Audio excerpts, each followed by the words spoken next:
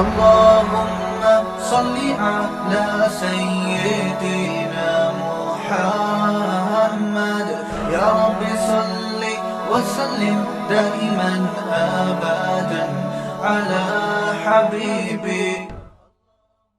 جب اس کو کوئی مصیبت پہنچتی ہے تو جزا فضا شروع کر دیتا ہے، صبر سے کام نہیں لیتا.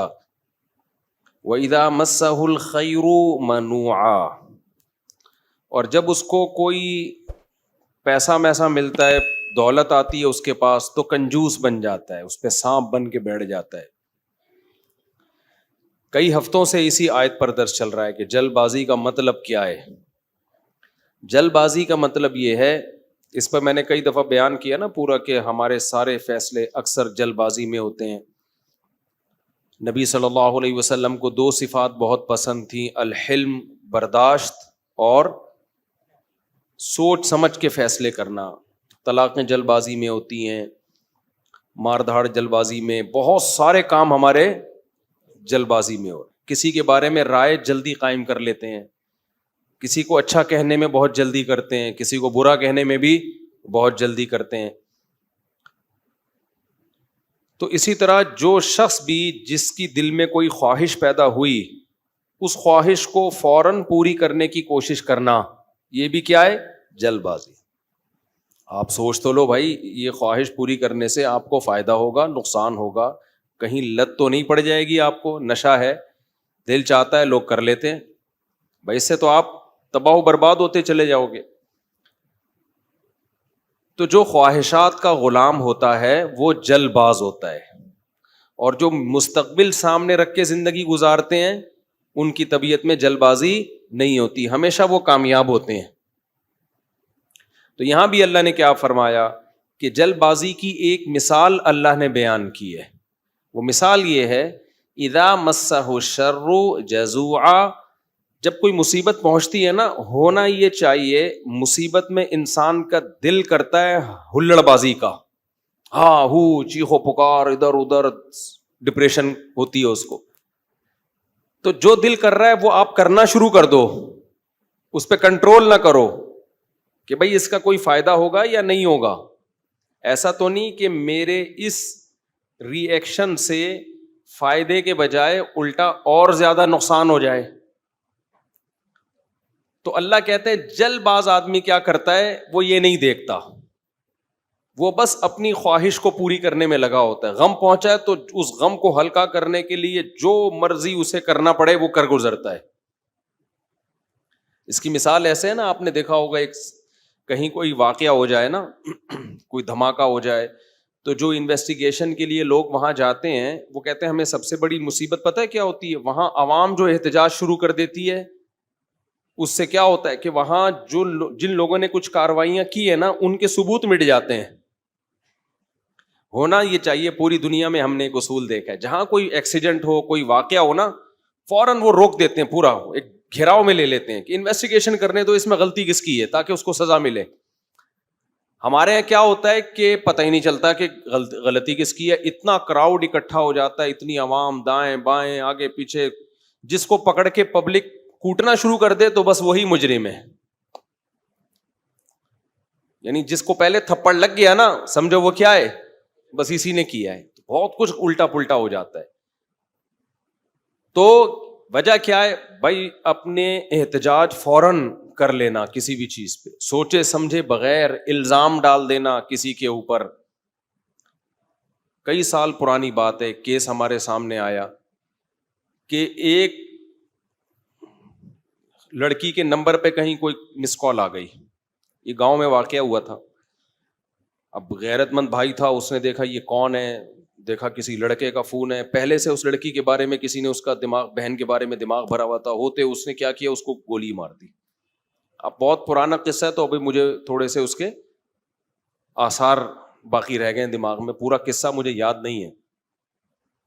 بعد میں انکوائری کی پتہ چلا کہ جی یہ لڑکی بالکل بھی انوالو نہیں تھی، جس بندے نے کی ہے وہ گڑبڑ کرنے کی کوشش کر رہا تھا. تو اب کیا ہوا ہے کہ اچھی اس کو پتا چلا کہ یار میری بے گناہ بہن کو میں نے مار دیا. ٹینشن میں اتنا گیا ہے کہ اپنے آپ کو بھی مار دیا.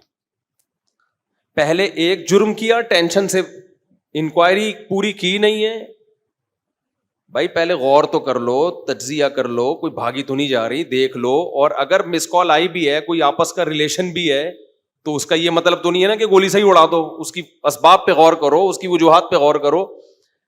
پہلے جلد بازی میں ایک کام کیا، ایک بے گناہ کو قتل کیا، اب جلد بازی میں ایک اور گناہ کر لیا، اپنے آپ کو بھی مار دیا. تو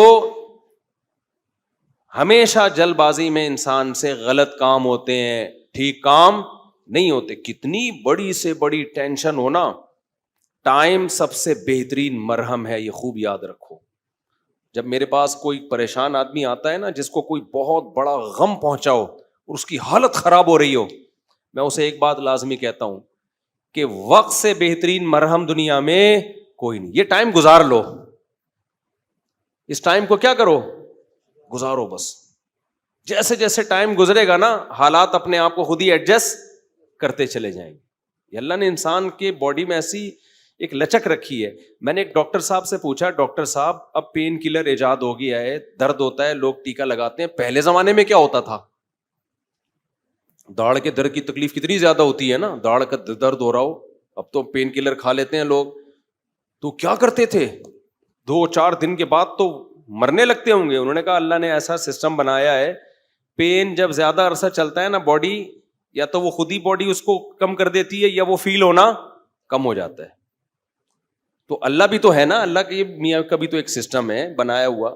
جیل میں جو لوگ قید میں چلے جاتے ہیں، لمبے لمبے عرصے قید رہتے ہیں، جب وہ چھوٹ کے آتے ہیں بتاتے ہیں کہ شروع میں ہم 2-3 دن خودکشی کے خیال آتے تھے اس کوٹری میں، یار کیسے نکلیں گے، کہاں جا کے سر مارے. کہہ رہے ہیں 1 ہفتہ 2 ہفتہ 3 ہفتہ 4 ہفتہ، اس کے بعد یوز ٹو. کیا ہو گئے؟ ایک آدمی 4 سال جیل میں رہ کے آیا، 4 سال. کہتا ہے 4 سال میں نے دھوپ، اچھا بھلا آدمی بھی بہادر آباد اور ڈیفنس کا جو لگژری لائف اسٹائل میں ٹائم گزارا. میں نام نہیں بتاؤں گا، بدنام ہو جائے گا بیچارہ، ایسا نہ ہو مزید کوئی رشتہ ہی نہ دے اس کو. مدیز اس لیے کہ شادی شدہ ہے. خیر اس وقت کمارا تھا وہ، تو وہ کسی شبہ میں اٹھا کے لے گئے اس کو. اچھا بھلا ڈیفنس یا بہادر آباد کا لڑکا تھا. بہادر آباد بھی اچھا ایک ایسا علاقہ ہے، لگژری لائف اسٹائل میں پلا. زیادہ ٹائم اس کا یورپ اور یعنی یورپ میں گزرا ہے. کسی شبہ میں اٹھا لیا اس کو. 4 سال اس نے دھوپ نہیں دیکھی. کہہ رہے میں جب اندر گیا ہوں نا، ایک پپو فیملی کا، برگر فیملی کا بچہ اندر گیا تو کیا حال، لیکن کچھ چیزیں سنی بھی تھیں، علماء کی تقریریں، کچھ صبر سے متعلق، کچھ ایک کہ بھائی جب مصیبت اللہ کی طرف سے آتی ہے اس میں اجر اللہ کی طرف سے. بھائی قصور تو نہیں تھا اس کا، اب یہ تو اللہ کی طرف سے مصیبت ہے. نبی صلی اللہ علیہ وسلم نے فرمایا ایک کانٹا بھی چبھتا ہے نا، اس پہ بھی اجر ملتا ہے. اللہ تھوڑی غافل ہے، ہر چیز آزمائش ہے ہمارے لیے. خوب سمجھ لو، اتفاق سے کچھ بھی نہیں ہو رہا. یہ جو ہم سمجھتے ہیں نا بائی چانس ایسا ہو گیا ہے، یہ ہمیں دیکھنے میں ایسا لگ رہا ہوتا ہے، ورنہ بائی چانس کچھ بھی نہیں ہوتا. جو کچھ ہو رہا ہے اللہ کے ارادے سے ہو رہا ہے. خوشی بھی پہنچ رہی ہے اللہ کے ارادے سے، غم بھی پہنچ رہا ہے اللہ کے ارادے سے. تو نبی نے فرمایا کہ جس کو خوشی پہنچتی ہے نا مسلمان کو، کافر کو خوشی پہنچتی ہے کہتے بائی چانس، یہ ہو گئے میری لک ہے، وہ لک کہتا ہے اس کو، لک ہے. ایک دفعہ میں ایک ڈاکومنٹری دیکھ رہا تھا، یہ جو کروڑوں اسپم ہوتے ہیں نا جو ماں کے رحم میں جاتے ہیں، جن میں سے ایک کو اللہ سلیکٹ کرتے ہیں انسان بنانے کے لیے. تو ڈاکومنٹری میں کسی گورے لکھا ہوا تھا کہ آئی ون دس میچ، یعنی کروڑوں خربوں میں یہ میچ جیت گیا. ٹھیک ہے، او بھائی تو نہیں جیتا ہے، یہ سلیکشن کس کی ہے؟ اللہ کی ہے. وہ کہہ رہے ہیں بھی بائی چانس ہو گیا کہ میں پیدا ہو گیا. بائی چانس کوئی بھی نہیں ہوتا، سب کس کا ارادے سے ہو رہا ہے؟ اللہ کے. اللہ نے تجھے پیدا کرنے کے لیے کمبخت سلیکٹ کیا ہے. اور اللہ پھر کہہ رہے ہیں نحن خلقناکم، ہم نے تمہیں پیدا کیا، ہمارا احسان ہے، تو اب اس احسان کا بدلہ دو. تو جہاں آپ یہ کہیں گے نا اتفاق سے ایسا ہو رہا ہے، وہاں خوشی پہ اتراؤ گے بھی اور غموں پہ ٹینشن میں بھی آؤ گے. یار کیوں ہو گیا میرے ساتھ؟ اچھا ہٹلر کتنا روتا رہتا آخری عمر تک، تبھی پھر وہ خودکشی کر لی اس نے کہ یار 1 ہفتہ پہلے میں رشیا پہ اٹیک کر دیتا، ہاں یار کتنی بڑی غلطی ہوئی ہے مجھ سے. وہ کہتے ہیں ایک ہفتہ پہلے اٹیک کر دیتے نا تو رشیا کا نقشہ کچھ اور ہوتا. وہ ایک ہفتہ رہ گیا, پتہ نہیں پولینڈ کے کس کے چکر میں رہ گیا, تو وہ رشیا نے اٹیک کر کے اس کی ایسی کی تیسی کر دی. تو روتا رہتا تھا وہ. ابے روتا رہتا نہیں, تو نے جو کچھ حرکتیں کی ہیں تو اللہ نے تجھے کیا دیا اس کا بدلہ. خیر, تو توبہ کر لیتا. مسلمان ہوتا تو کیا کہتا, یار اللہ کی طرف سے چپت لگ گئی ہے میرے, اب توبہ استغفار کر لو.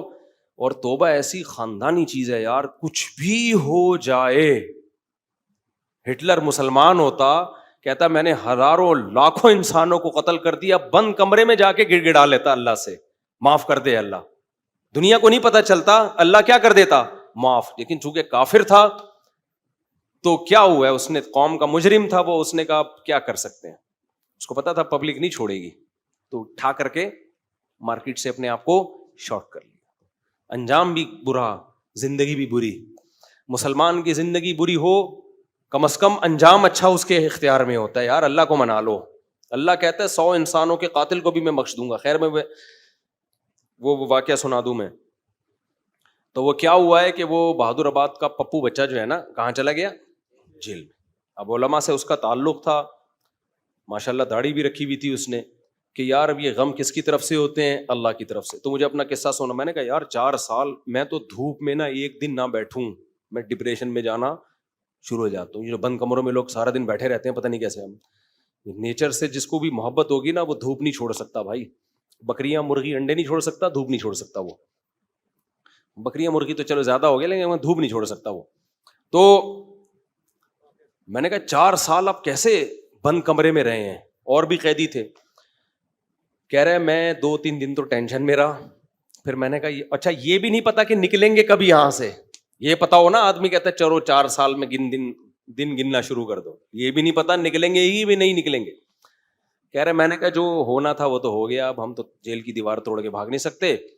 تو کہہ رہے میں نے کیا کیا, پھر وہاں پر میں نے اٹھک بیٹھک اور ایکسرسائز شروع کر دی کہ بھائی ٹائم کیا کرو, پاس کرو. ٹھیک ہے. کہہ رہے اس کا فائدہ یہ ہوتا ہے 400 دفعہ میں بیٹھ کے, کیونکہ اور تو کوئی کام ہی نہیں ہے اسٹیمنا بنانے کے علاوہ.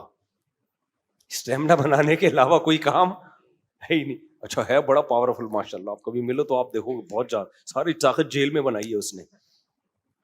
کہہ رہا ہے میں بیٹھ کے لگاتا تھا ان 4 پھر ڈپس لگاتا تھا, پتہ نہیں کتنے ڈپس لگا لیتا تھا, ایکسرسائز کرتا تھا. کہہ رہا ہے اس کا فائدہ یہ ہوتا تھا اتنا تھک جاتا تھا کہ مجھے نیند خاندانی آتی تھی. ظاہر ہے نیند تو 20 بیماری کا علاج ہے. ڈپریشن ختم کرنے کا سب سے بہترین ذریعہ ہی گہری نیند ہے. ڈاکٹر ڈپریشن کے مریضوں کو کیا دیتے ہیں, نیند کی گولیاں دیتے ہیں کہ سوتا رہے بس, پتہ ہی نہ چلے پی ٹی آئی آ رہی ہے کہ جے یو آئی آ رہی ہے کہ مسلم لیگ آ رہے ہیں, کہ یہ ٹینشن ہی ختم, اسٹیبلشمنٹ کیا کر رہی ہے چھوڑو. تو کہہ رہے ہیں میرے ساتھ جو قیدی تھے نا وہ بہت سے اس میں پاگل ہو گئے, کیونکہ بیٹھے رہتے تھے, سوچتے رہتے تھے ہر وقت دماغ میں نا کیا یہاں سے نکلیں کیسے, حالانکہ بہت سے جرم کر کے آئے ہوئے تھے. ٹھیک ہے, ان کا تو بنتا تھا. تو کہہ رہے 4 سال کے بعد رہائی کا فیصلہ ہوا. کہہ رہے ہم جب باہر نکلے تو پھر دنیا جنت لگی. پھر اب اس نے 4 شادیاں استغفر اللہ کی ہیں. تو خیر کی ہیں, واقعی 4 کی ہیں. کہہ رہے اس سے مجھے پاور کیا ملی. کہہ رہے ہم تو مجرم تھے نہیں, ہم جب باہر آئے نا ہم نے کہا اچھا یہ ہوتا ہے, ٹوٹل سزا کیا ہے, کچھ بھی کر لو یہ ہے. تو کہہ رہے میرے اندر اتنا اسٹیمنا پیدا ہو گیا دنیا میں کچھ کر گزرنے کا.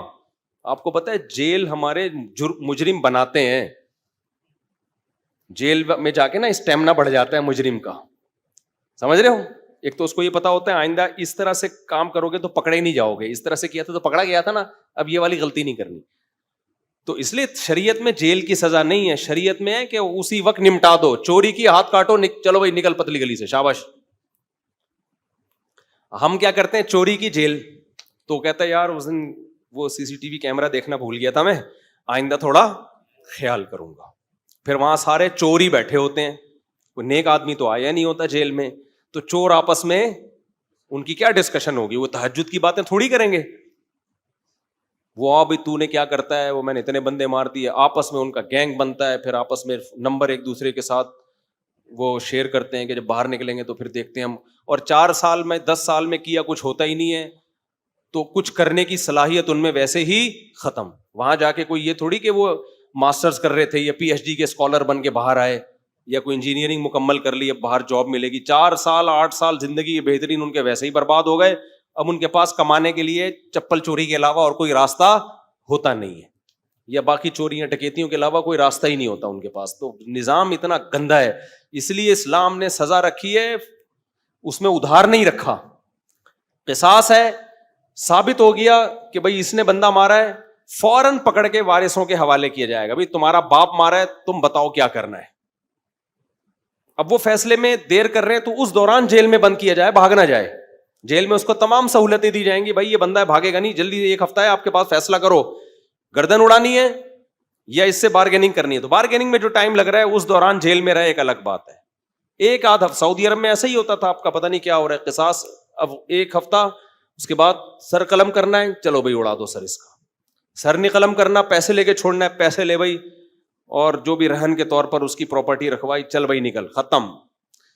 ہماری عدالتوں پہ بوجھ کتنا ہے دیکھو, 20 سال پرانی فائلیں جج کے پاس پڑی ہوئی ہوتی ہیں. اسلام میں قصاص ہے. دانت توڑ دیے, ٹائم نہیں ہے بھائی, کون سا والا دانت توڑا, یہ والا, اب بتا دانت توڑنا ہے اس کا. دیکھو نبی صلی اللہ علیہ وسلم کی خدمت میں کتنا زبردست واقعہ ہے. حدیث میں آتا ہے, حضرت انس رضی اللہ تعالی عنہ کی جو پھپھی تھی نا, کس کی؟ حضرت انس ابن مالک کی پھپھی. حضرت انس نبی کے خادم تھے. ان پھپھی نے اپنی باندی کو مکہ مارا یا تھپڑ مارا تو وہ باندی کا دانت ٹوٹ گیا. جو لونڈی تھی نا باندی, اس کا دانت ٹوٹ گیا. صحیح ہے نا. تو نبی کے پاس کیس آیا تو آپ نے فرمایا اللہ کی کتاب کے مطابق فیصلہ کروں گا. تو کتاب اللہ تو یہی کہتی ہے دانت کے بدلے دانت. تو اب بڑے مسئلہ ہو گیا کہ بھائی یہ تو اتنے خاندانی لوگ ہیں, اور باندی یہ تو لونڈی ہے, لونڈی کا دانت ٹوٹ گیا, ملازم کو تھپڑ مارا, دانت ٹوٹ گیا, تو اب سیٹھ صاحب کا بھی دانت توڑا جائے کیا؟ گوروں کے ایسا کوئی قانون نہیں ہے. اسلام میں کہ بھائی دونوں انسان ہیں تو دونوں کے دانت کی سیم ویلیو ہے. تو نبی نے فیصلہ کیا دانت کے بدلے دانت توڑا جائے گا. یہ بھی نہیں دیکھا کہ انس بن مالک میرے شاگرد ہیں, 10 سال میری خدمت کی ہے, تو اتنی خدمت گزار ہیں, تو ان کی پھپھی کے ساتھ میں رعایت کروں. فرمایا نہیں, میں فیصلہ کروں گا کتاب اللہ کے مطابق. تو کتاب اللہ میں کیا تھا؟ دانت. اچھا, باندی کو یہ توقع نہیں تھی کہ میری جو مولا ہے, آقا ہے, اس کے دانت توڑے جائیں گے. ان لوگوں کو یہ توقع نہیں تھی. تو جب نبی نے فیصلہ کیا نا, تو پھر انہوں نے پھر معاف کر دیا کہ بھائی, انہوں نے کہا کہ یہ تو ہماری مولا ہے, مالکن ہے, میں اس کا دانت کیسے توڑ سکتی ہوں. تو پھر انہوں نے خود ہی معاف کر دیا. تو پھر نبی نے, کیونکہ اس کو حق ہے, تو کیس 2 منٹ میں کیا ہو گیا؟ ختم. اگر انگریز کی حکومت ہوتی یا ہماری پاکستانی حکومت ہوتی, اب تک چل رہا ہوتا وہ کیس. دونوں مر چکے ہوتے, دونوں قبروں میں جا چکے ہوتے, ابھی تک ان کے دانت کے کیس کی فائلیں بولو موجود ہوتی, اور پوسٹ مارٹم ہو رہا ہوتا کون سا والا دانت ٹوٹا تھا, ہلا تھا یا ٹوٹا تھا, ان کے مکے سے ٹوٹا. ایسا گندا غلیظ نظام ہمارے اوپر مسلط ہے, اس میں انصاف کے علاوہ سب کچھ ملے گا آپ کو. تو اسلام نے کیش سزائے رکھی ہے, ٹھک ٹھک ٹھک کر کے, کہ بھائی تھپڑ کے بدلے میں کیا ہے؟ تھپڑ. تو قصاص کا نظام رکھا ہوا ہے اللہ میاں نے بڑا زبردست. وَكَتَبْنَا عَلَيْهِمْ فِيهَا أَنَّ النَّفْسَ بِالنَّفْسِ وَالْعَيْنَ بِالْعَيْنِ وَالْأَنْفَ بِالْأَنْفِ وَالْأُذُنَ بِالْأُذُنِ وَالسِّنَّ بِالسِّنِّ وَالْجُرُوحَ قِصَاص. کیا زبردست آیت ہے. اللہ فرماتے ہیں ہم نے لکھ دیا ہے, آنکھ کے بدلے آنکھ. کسی نے تمہاری آنکھ پھوڑی ہے, تم کورٹ میں جاؤ گے, جی اس نے آنکھ پھوڑی ہے, یہ ثابت کرو گے, دلائل سے ثابت کر دیا, کورٹ کہے گی تو بھی پھوڑ دے اس کی یہ والی آنکھ. البتہ یہ کام ڈاکٹر سے لیا جائے گا, ویسا نہ وہ پھوڑنے پھاڑنے میں کچھ اور ہی نہ پھوڑ پھاڑ دے, اتنا لمبا چھورا مارے کہ پیچھے سے ہی نکال دے.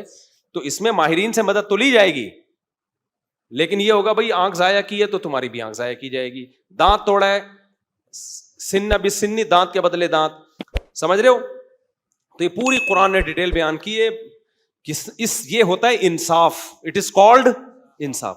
اس میں جس نے جرم کیا شراب پی کے آیا تھا یا بغیر شراب کے کیا ہے, اس سے کوئی فرق نہیں پڑتا. یورپ امریکہ میں ہوتا ہے پی کے آپ نے دانت توڑ دیا تو کہتے ہیں سزا ہلکی ہے, کیونکہ آپ پیے ہوئے تھے, آپ کو ایکچولی پتہ نہیں تھا کہ میں کیا کر رہا ہوں.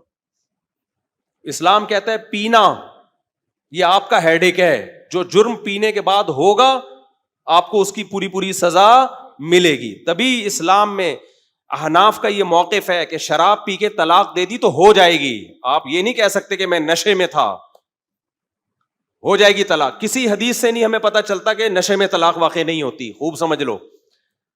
تو اگر شراب کسی نے خود پی ہے تو وہ اس کا ایسا نہیں ہے کہ اپنے تصرفات اس کے کالعدم ہوں گے. تو بندہ مارے گا, شراب پی کے بندہ قتل کر دیا نا تو شرابی سے قصاص لیا جائے گا. حالانکہ قصاص تو ایسی چیز ہے جو شبہے سے بھی ساقط ہو جاتی ہے, سمجھ رہے ہو.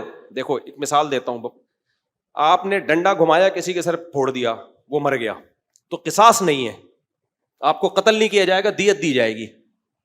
وجہ اس کی یہ کہ اس میں اس بات کا امکان تھا کہ ہو سکتا ہے یہ قتل نہ کرنا چاہ رہا ہو, غلطی سے بندہ مر گیا ہو. جیسے موسیٰ علیہ السلام نے تھپڑ لگایا تھا قتل کرنے کی نیت سے تھوڑی, تو وہ بندہ ہی مر گیا. اب اس میں قصاص تھوڑی ہے بھائی, ہم نے جان کے تھوڑی مارا ہے. تو ڈنڈے میں اس بات کا امکان ہوتا ہے کہ بھائی ویسے ہی پتھر مار رہا ہو تو قتل کی ارادہ نہ ہو.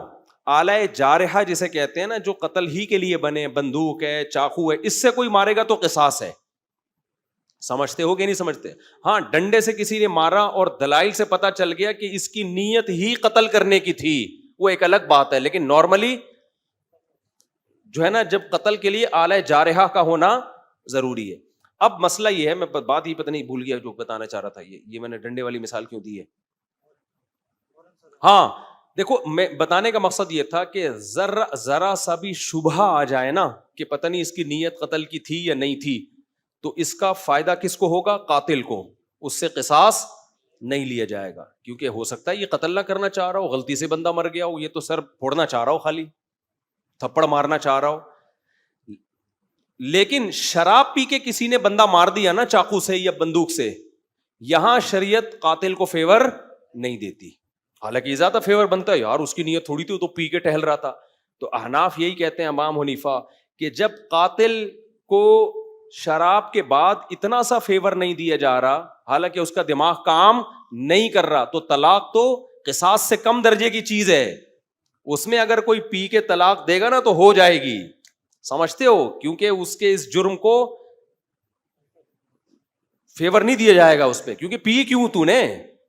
وہ کہہ سکتا ہے نا میں تو پی ہوئی تھی تو مجھے کیا پتا, پینے سے پہلے تو تجھے پتا تھا نا, پینے کے بعد کچھ بھی ہو سکتا ہے, بندہ بھی مر سکتا ہے, بیوی کو ڈیورس بھی ہو سکتی ہے. یا ایک مشہور سوال ہے کہ پی اس نے, سزا بیوی کو کیوں دے رہے ہو. تو طلاق میں شریعت نے مرد کے تصرف کا اعتبار کیا ہے, اس میں عورت کی پوزیشن کو نہیں دیکھا ہے کہ وہ مظلوم تھی یا ظالم تھی. مرد کی, کیونکہ طلاق کہتے ہیں مرد کی ملکیت سے چیز کا نکلنا, اس میں شریعت نے یہ سمجھا ہے نقصان مرد کا زیادہ ہو رہا ہے. سمجھتے ہو کہ نہیں سمجھتے ہو؟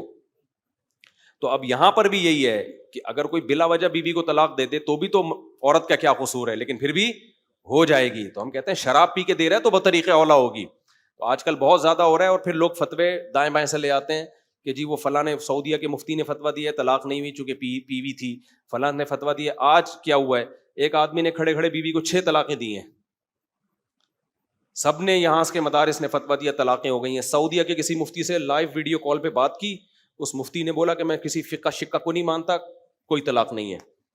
تو میں نے کہا یہی اس کے جاہل ہونے کی دلیل ہے کہ 1400 سال سے جو اسلامی قانون مرتب ہوا ہوا آ رہا ہے, اس جاہل آدمی کو وہ پتہ نہیں ہے, اور یہ اٹھ کے آیا ہے اسلام سکھانے کے لیے. تو یہ جو کہتے ہیں نا فقہ شقہ نہیں مانتا, اس کا مطلب ہوتا ہے سارے گھاس کھا رہے تھے, ہم اکیلے آئے ہیں دنیا میں جو اب قرآن و سنت کو ہم نے سمجھا ہے.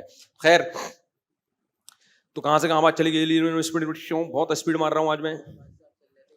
ہاں, بہادر آباد سے پھر وہ جیل سے نکلے. ہاں, تو یہ میں عرض کر رہا تھا کہ اسلام کا نظام کتنا بہتر ہے یار. زنا کیا ہے 100 کوڑے مارو, چھوڑ دو بس اس کو, پھر ملامت نہ کرو اس کو. شادی شدہ نے زنا کیا, رجم کرو, قصہ ختم, چلو بھائی. کمارے نے زنا کیا, 100 کوڑے دونوں کو چترول لگاؤ اور چھوڑ دو ان کو.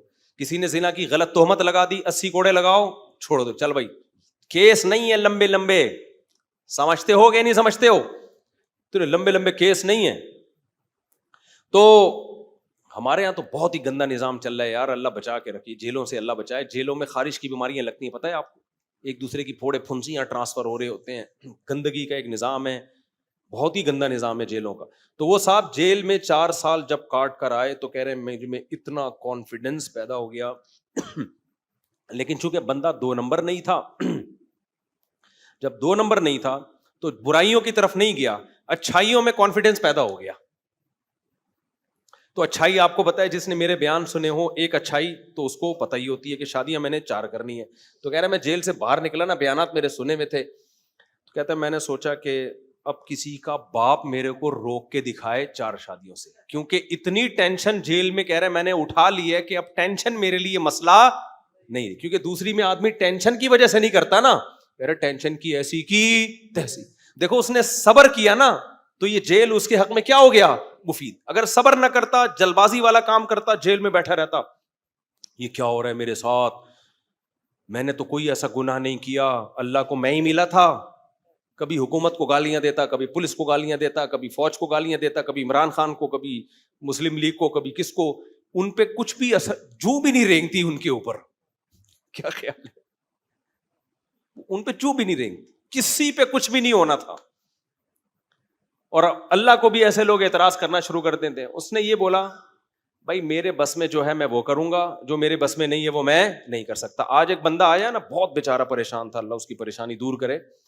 گھر میں بیوی کا جھگڑا چل رہا تھا, بیوی چلی گئی, فلانا ہو گیا, ڈمکانا ہو گیا, بہت مسائل. میں نے اس کو ایک اصولی بات کی, میں نے کہا جو تمہارے بس میں ہے وہ چھوڑو نہیں, جو تمہارے اختیار میں نہیں ہے اس کی فکر چھوڑ دو. کہہ رہے میں نے ابا کو ہر طرح سے منا لیا, ابا ٹھیک ہی نہیں ہو رہے. تو میں نے کہا ٹھیک کرنے کی فکر چھوڑ دو. کیا خیال ہے بھائی, بھائی ابا کو راضی کرنے کی فکر کر رہا ہوں, ابا مجھ سے راضی نہیں ہو رہے. میں نے کہا اپنا ایٹیٹیوڈ ابا کے ساتھ ٹھیک کر لو, توبہ معافی مانگ لو ابا سے, سوری کر لو اگر کوئی غلطی ہوئی ہے, اور ابا کو کے ساتھ معاملہ ٹھیک کر لو, دیکھ لو یہ کس چیز سے خوش ہوتے ہیں, وہ کام. کہہ رہے یہ بھی کر کے دیکھ لیا پھر بھی خوش نہیں ہو رہے. میں نے کہا پھر ٹینشن لینے کا نہیں ہے, اس سے زیادہ کیا مکلف نہیں ہے بھائی. جو کر سکتے ہو وہ کرو, جو نہیں کر سکتے اس کی ٹینشن مت لو.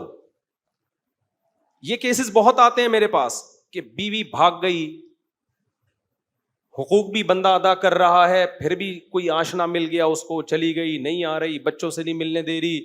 تو میں ان سے کہتا ہوں بھائی اگر آپ کے حقوق نہیں ادا کر رہے تھے تو بیوی سے معافی مانگو, جا کے سالوں سے معافی مانگو, ان کو بولو بھائی میں حقوق ادا کروں گا, ہر طرح سے ان کو آپ قائل کرو.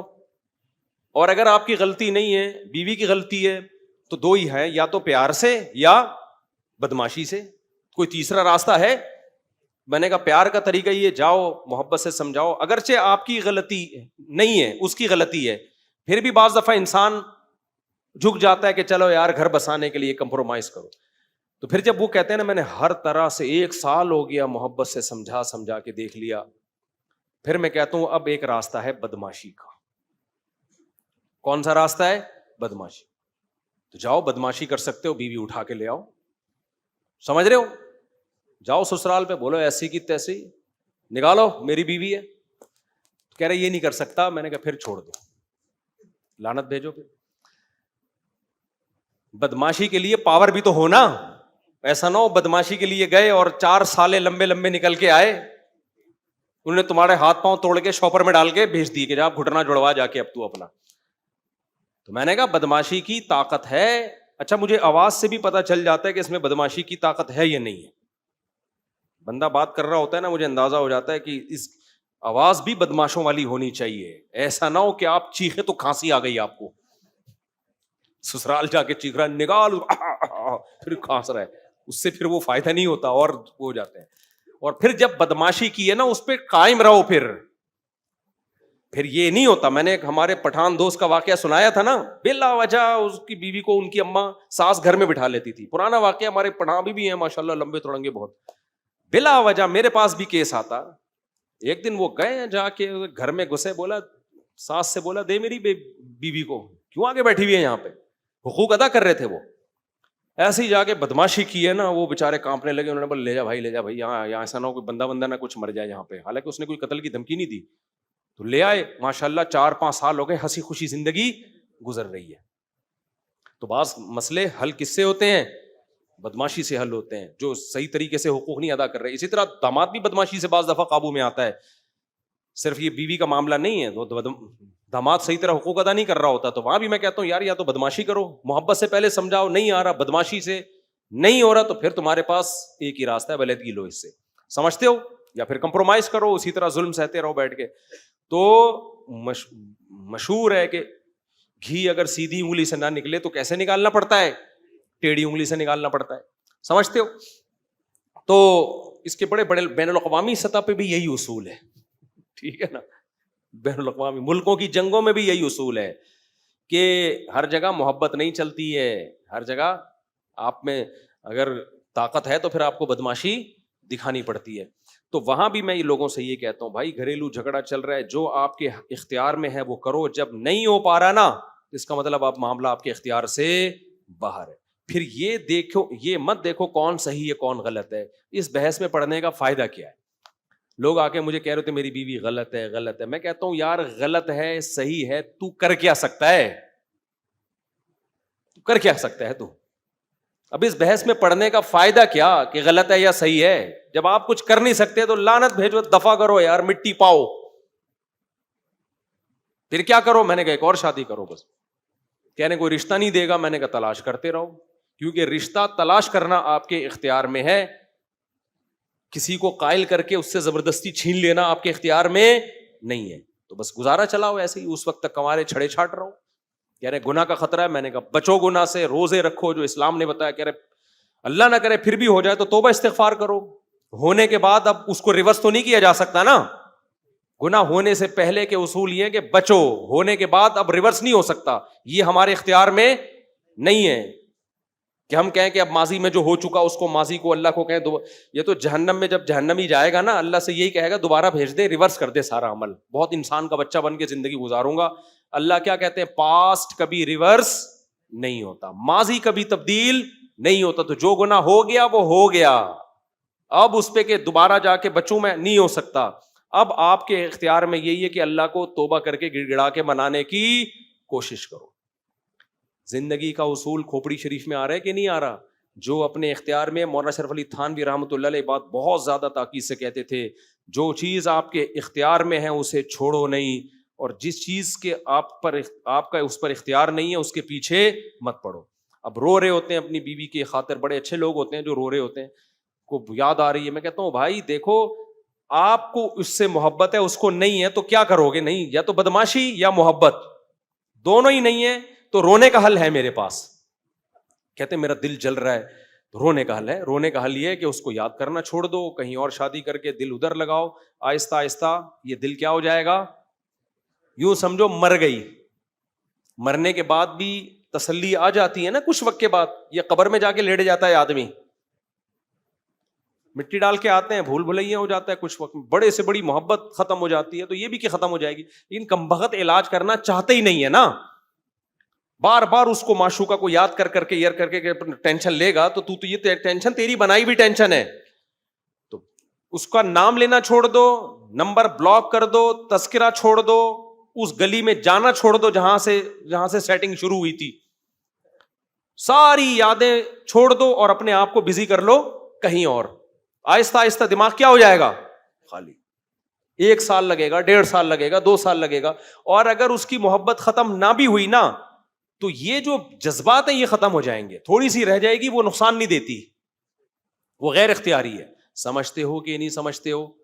تو بھائی زندگی گزارنے کا اصول یہ ہے کہ جو چیز اپنے اختیار میں ہے اسے چھوڑو نہیں، جو اختیار میں نہیں ہے اس کے پیچھے مت پڑو. اور یہ سوچ کے کہ غلط ہو رہا ہے، جتنا بھی ہو رہا ہے ہم اس کو ٹھیک نہیں کر سکتے. دیکھو ہر تھوڑے دنوں میں پیٹرول مہنگا ہوتا ہے کہ نہیں ہوتا؟ صحیح ہوتا ہے یہ یا غلط ہوتا ہے؟ کس قدر غلط ہوا ہے نا. اب میں ٹینشن لوں یار اتنے کی گاڑی نہیں ہے جتنے قسطیں نہیں جا رہی گاڑی کی جتنے کا ڈیزل جا رہا ہے، تو کیا میرے اس ٹینشن سے فائدہ ہوگا؟ بار بار بیٹھا ہوں میں یہ ہر وقت یہی تذکرے لے کے، ڈیزل مہنگا ہو گیا، پیٹرول مہنگا ہو گیا، ڈیزل مہنگا ہو گیا، پیٹرول مہنگا ہو گیا، ٹماٹر مہنگا ہو گیا، خربوزہ مہنگا ہو گیا، تربوز مہنگا ہو گیا، یہ مہنگا ہو گیا. اس سے خدا کی قسم گورنمنٹ پر، ہماری ڈھیٹ قسم کی گورنمنٹ پر تو سوال ہی پیدا نہیں ہوتا کوئی اثر پڑے. یہاں کراچی میں اتنا قتل ہو رہا ہے انسانوں کا، اس سے جب حکومت پہ فرق نہیں پڑ رہا تو ٹماٹر مہنگے ہونے سے کیا فرق پڑے گا؟ آئے دن لاشیں پڑی ہوئی ہیں نا کراچی میں. پرسوں کسی سفید ریش، چند دن پہلے سفید ریش بزرگ کو ڈاکوؤں نے مار دیا. وہ تو ڈاکو تو تھوڑی دیکھ رہے ہیں، جب گورنمنٹ پہ ان چیزوں کا اثر نہیں پڑ رہا تو ٹماٹر تو بات کی چیز ہے. تو اس سے کیا ہوگا، ہم سوچ کے سوائے اپنے آپ کو ٹینشن دینے کے کچھ بھی حاصل بولو نہیں ہوگا. دنیا میں بہت کچھ غلط ہو رہا ہے، ہم اگر اس غلط کے پیچھے ہم نے دیکھنا ہے ہم نے اس غلط کو صحیح کرنے کے لیے کیا کر سکتے ہیں؟ جو کر سکتے ہیں سوٹیبل طریقہ ہو، جذباتی باتیں نہ ہو. جذباتی باتیں بہت لوگ کر رہے ہوتے ہیں. سوٹیبل جو طریقہ ہے اس کو اختیار کیا جائے، اور جو آپ کے اختیار میں نہیں ہے اس کو چھوڑ دیا، اس پہ تبصرہ بھی نہ کرو. ایک بات خصوصی طور پہ خواتین کے لیے کہوں گا میں اس زمانے کے لحاظ سے. وہ کیا بات ہے؟ آج کل خواتین کی کمپلینز بہت آتی ہیں کہ مردوں کے چال چلن ٹھیک نہیں ہے. مردوں کے چال چلن، بولو. شاید آپ میں سے، آپ کے تو سب کے ٹھیک ہیں، لیکن اگر کسی کے نہیں ہوں گے تو اس کو احساس ہوگا نا. مردوں کے چال چلن ٹھیک. یہ خواتین میں یہ یورپ کی بیماری تھی، انگریزوں کی، لبرل سیکولر لوگوں کی، جو اب اسلامی ملکوں میں بھی وہیں سے یہ گند امپورٹ ہوا ہے. گند وہاں تو بہت تھا، تو یہ گند یہاں آ رہا ہے، اور ہمارا سیکولر لبرل طبقہ ان کے گند کو گند ماننے کے لیے تیار ہی نہیں ہے. میں نے ولاگ میں بتایا نا یورپ کی کچھ مغربی ملکوں کی کچھ اچھی چیزیں، کچھ بری چیزیں. تو میں نے بری چیزیں بتائی نا، تو نیچے لوگوں نے لکھا تھا مبالغہ آ رہی ہے، ایسا نہیں ہے، وہاں بہت سکون کی زندگی ہے. سکون کی ہے تو کتوں سے کیوں دل بہلا رہے ہو؟ تو بس کچھ لوگوں کو نا، کچھ لوگوں کے دماغ میں بیٹھ گئے ہیں، کچھ سافٹ ویئر غلط انسٹال ہو گئے ہیں. تو اب ایسی خواتین کو بھی ہم کیا مشورہ دیتے ہیں؟ بھائی آپ اپنے شوہر کو ٹھیک کرنے کی کوشش کرو، محبت سے ٹھیک ہو جائے، محبت دو اس کو، ادھر ادھر توجہ نہ جائے اس کی. محبت سے ٹھیک نہیں ہوتا. اچھا، خواتین کمنٹس میں بہت ہوشیار ہوتی ہیں. میں نے ایک بیان میں کہیں کہا کہ آج کل خواتین اپنی فزیکل فٹنس کا خیال نہیں کرتی تو میاں پھر دائیں بائیں منہ مارتے ہیں. وہ باہر ہیروئنوں کو دیکھ رہے ہوتے ہیں، ایکٹریسز کو ایسی سلم اسمارٹ، اور بیوی کو آ کے دیکھتے ہیں تو آڑی ترچی بیچاری، تو وہ پھر منہ کہاں مارتے ہیں؟ باہر.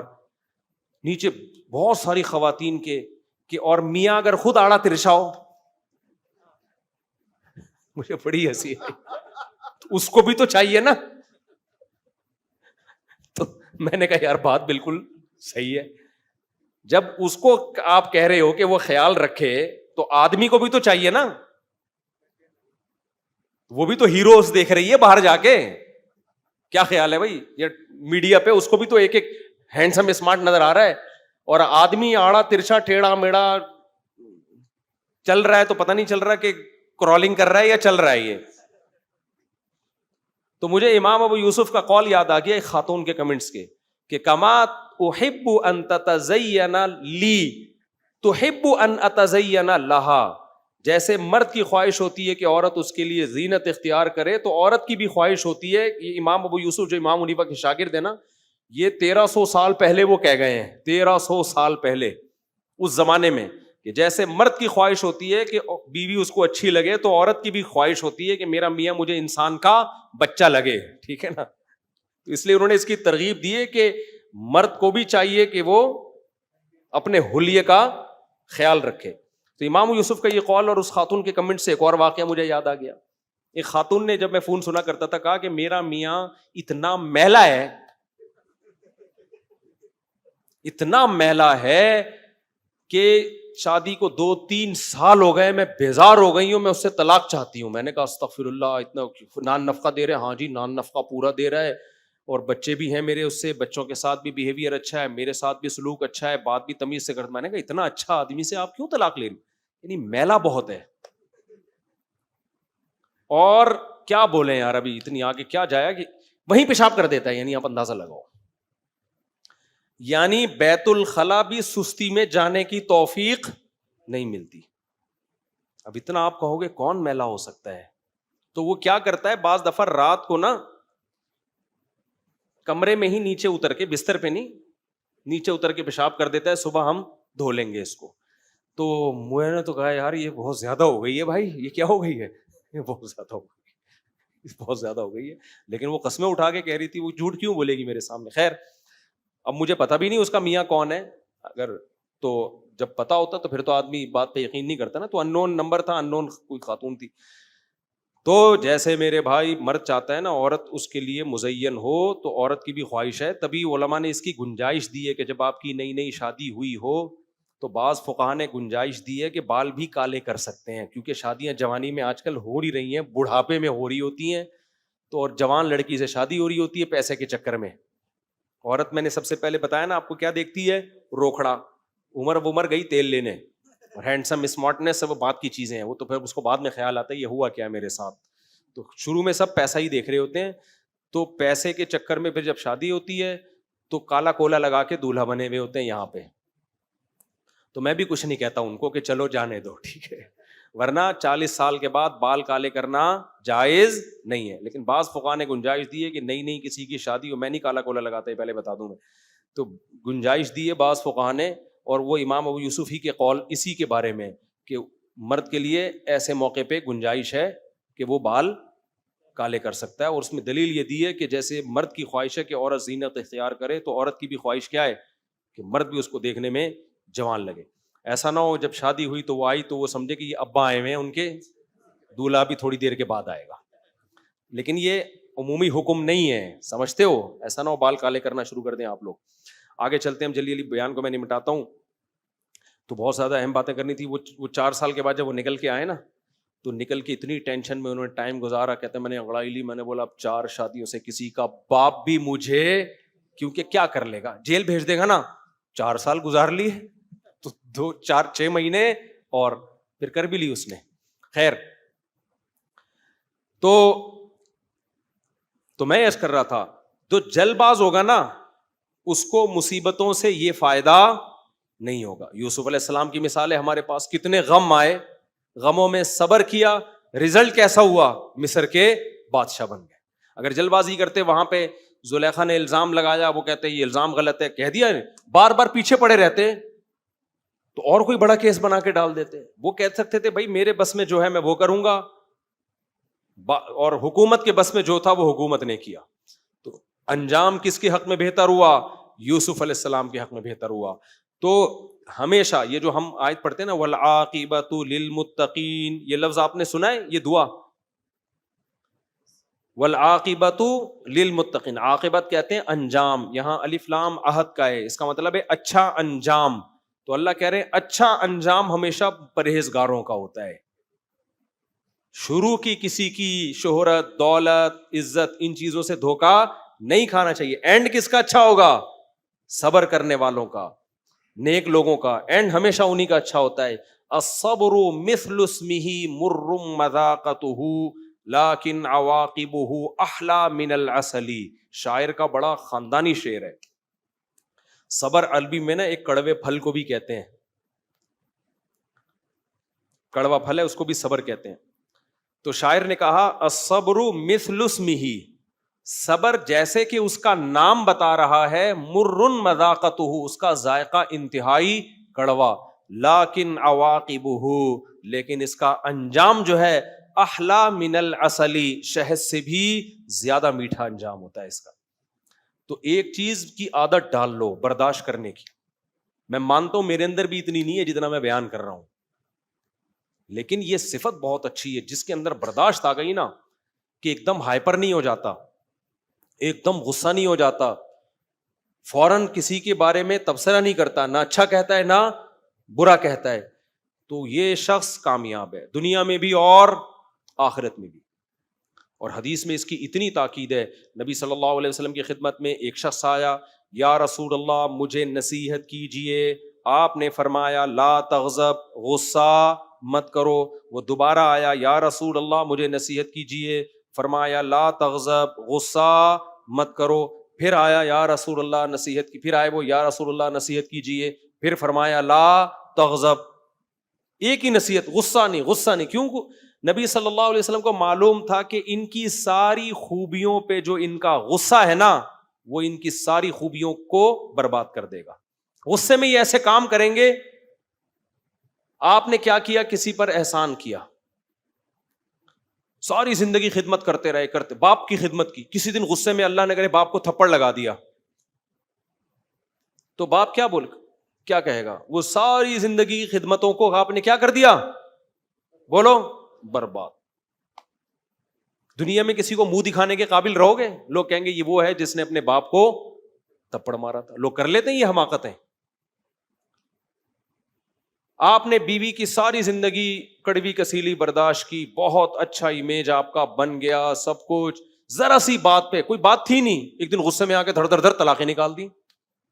پھر بتا سکو گے میں نے اتنا اچھا ہوں میں اپنی وائف کے ساتھ، اتنا زبردست سلوک، لوگ کہیں گے اور میری وائف بھی بہت اچھی، لوگ کہیں گے تو پھر طلاقیں کیوں دی یار، وہ کوئی بات تھی نہیں، غصے میں کیا ہو گیا تھا، میٹر گھوم گیا تھا. لوگ کہیں گے بھائی گھر تو برباد کر دیا نا، تو اب کیا قصے سنا رہے بیٹھ کے، یہاں گھما کے لایا، یہ کھلایا وہ کھلایا، ختم. سمجھ میں نہیں آ رہی میرا خیال ہے بات. تو غصہ کیا کرتا ہے، ایسے جرائم کروا لیتا ہے، جلد بازی میں ایسے جرائم کروا لیتا ہے کہ آپ کی ساری زندگی کی نیکیاں چند سیکنڈ میں برباد. یہاں میں ایک اور بات آپ کو بتاؤں، پہلے میں وہ خاتون